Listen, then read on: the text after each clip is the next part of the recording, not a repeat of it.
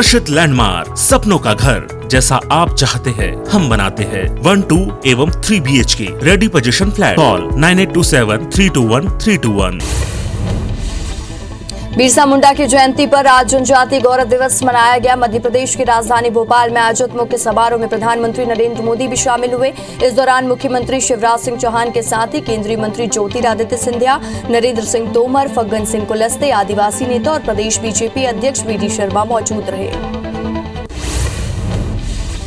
कार्यक्रम को संबोधित करते हुए पीएम मोदी ने कहा कि भारत आज अपना पहला जनजातीय गौरव दिवस मना रहा है। आजादी के बाद देश में पहली बार इतने बड़े पैमाने पर पूरे देश में जनजातीय समाज की कला, संस्कृति, स्वतंत्रता आंदोलन और राष्ट्र निर्माण में उनके योगदान को गौरव के साथ याद किया जा रहा है, उन्हें सम्मान दिया जा रहा है। आज पूरे देश के लिए बड़ा दिन है।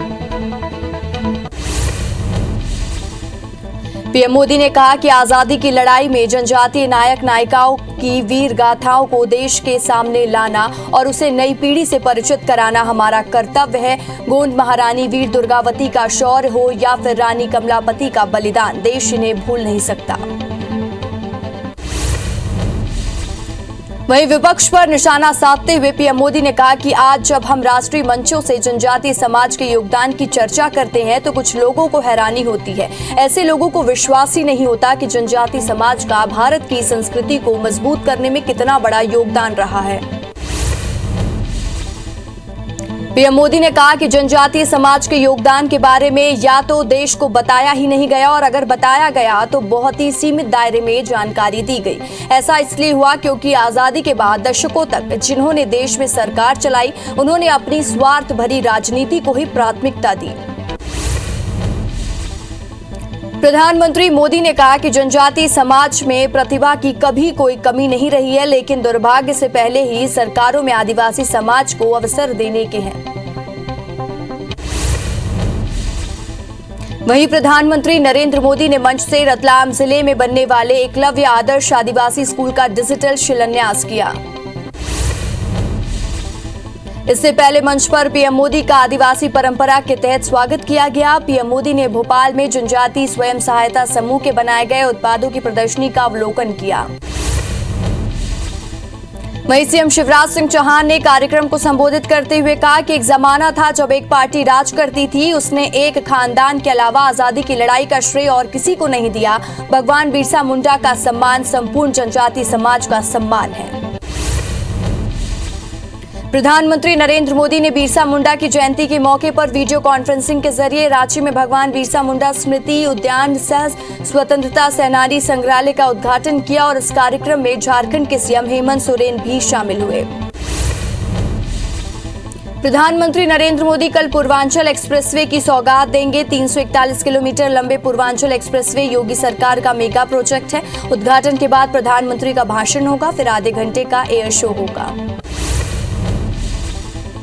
रक्षा मंत्री राजनाथ सिंह ने दिल्ली में मनोहर पर्रिकर रक्षा अध्ययन एवं विश्लेषण संस्थान का उद्घाटन किया। इस दौरान रक्षा मंत्री ने कहा कि मनोहर पर्रिकर से उनका पुराना संपर्क रहा था और उन्हें रक्षा को लेकर गहरी समझ थी, जिसके कारण वे हमारे लिए मूल्यवान सहकर्मी बन गए थे।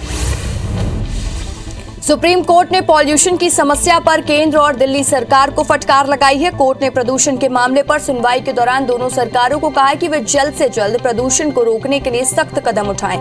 कोर्ट ने दिल्ली सरकार से कल तक जवाब मांगा है। वहीं केंद्र सरकार से कहा है कि दिल्ली, पंजाब और हरियाणा सरकारों को एक साथ बैठाकर प्रदूषण की समस्या का हल निकालें।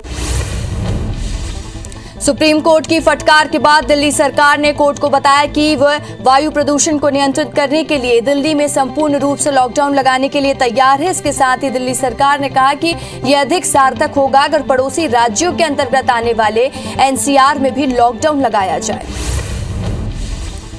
कमरतोड़ महंगाई से आम लोगों को राहत मिलती नजर नहीं आ रही है। अक्टूबर महीने के लिए थोक मूल्य सूचकांक आधिकारिक महंगाई दर 12.54% रही है, जबकि सितंबर महीने में 10.66% रही थी। महंगाई दर 5 महीनों में उच्चतम स्तर पर है। ये आंकड़े वाणिज्य मंत्रालय ने जारी किए हैं।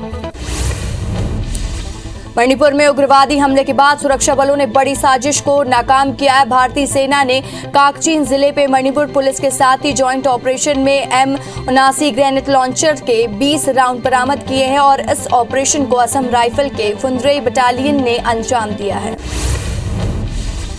सीमा पर जारी तनाव के बीच भारत ने सरहद पर खतरनाक ब्रह्मोस मिसाइल तैनात कर दिया और इसका फैसला लिया है। इसका मकसद लद्दाख और अरुणाचल प्रदेश में चीन की बढ़ती गतिविधियों का जवाब देना है। भारत के इस फैसले से चीन में हलचल पैदा हुई है।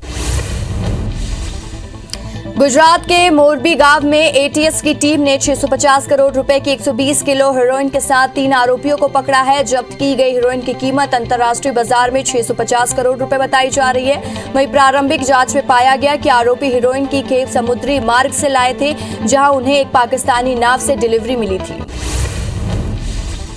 देश में वैक्सीनेशन का काम धीरे धीरे आगे बढ़ रहा है। देश में वैक्सीनेशन का आंकड़ा 112 करोड़ 38 लाख के पार हो गया है, जिसमें 75 करोड़ 30 लाख से ज्यादा लोगों को पहली डोज और 37 करोड़ 7 लाख से ज्यादा लोगों को दोनों डोज लग चुकी है। वहीं मध्य प्रदेश में 7 करोड़ 56 लाख और छत्तीसगढ़ में 2 करोड़ 33 लाख लोगों ने कोरोना की वैक्सीन लगवा ली है।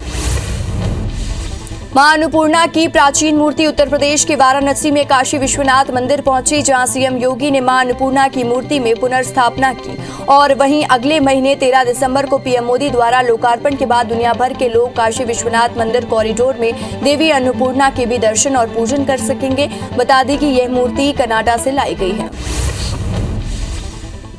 सरगुजा पहुंचे बीजेपी प्रदेश अध्यक्ष विष्णुदेव साय ने कहा कि कांग्रेस को पदयात्रा की बजाय पश्चाताप यात्रा निकालकर प्रदेश की जनता से माफी मांगनी चाहिए। उन्होंने कहा कि केंद्र सरकार ने महंगाई में राहत देते हुए पेट्रोल और डीजल की कीमतों में कमी की है, मगर प्रदेश की सरकार ने नहीं की है।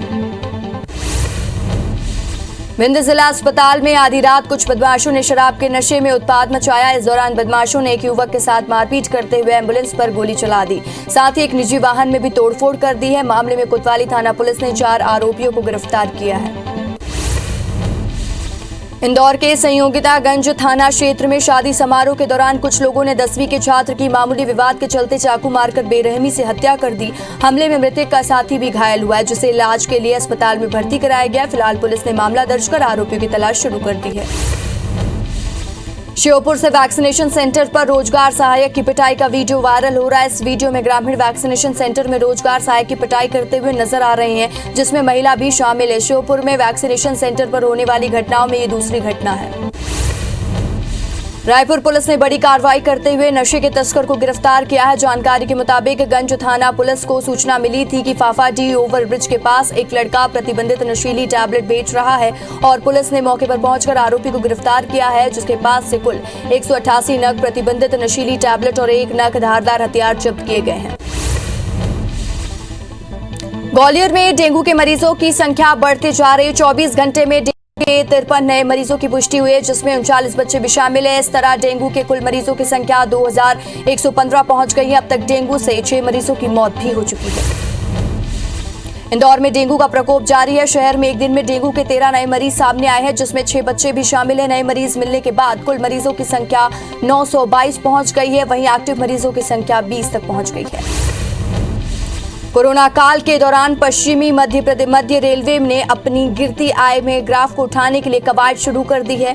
अब स्टेशन की छत को भी कमाई का जरिया बनाने जा रही है। अब रेलवे स्टेशनों की छतों को किराए पर देने का फैसला लिया गया है। इसकी शुरुआत जबलपुर रेलवे स्टेशन से होने जा रही है और restaurant, game zone, fast food और अन्य गतिविधियों के लिए किराए दर देने होंगे। सीएम भूपेश बघेल के विधानसभा क्षेत्र पाटन में मर्रा गांव में छात्र ने बड़ी उपलब्धि हासिल की है। योगा में BA की पढ़ाई कर रहे छात्र धीरेन्द्र वर्मा ने योगा में सबसे लंबे समय तक होल्ड कर वर्ल्ड रिकॉर्ड बनाया है और मर्रा निवासी धीरेन्द्र वर्मा ने मत्स्य आसन में 5 मिनट 6 सेकंड तक होल्ड कर ये सफलता हासिल की है। चीन के उत्तर पूर्वी शहर दलियान में डेल्टा वेरिएंट के मामले बड़ी संख्या में सामने आ रहे हैं, जिसके बाद शहर की यूनिवर्सिटी में पढ़ने वाले करीब 1500 छात्रों को उनके हॉस्टल में कैद कर दिया गया है। ये आदेश शहर के जुआंगी यूनिवर्सिटी के कई दर्जन मामले सामने आने के बाद जारी किए गए हैं। आज अमेरिकी राष्ट्रपति जो बाइडेन और चीन के राष्ट्रपति शी जिनपिंग के बीच में वर्चुअली मीटिंग होगी। ये बैठक तब तक हो रही है जब जिनपिंग लगातार तीसरी बार चीन के राष्ट्रपति बनने जा रहे हैं। वहीं बाइडेन की बात करें तो एक रिपोर्ट में दावा किया गया है कि इनकी लोकप्रियता कम हुई है।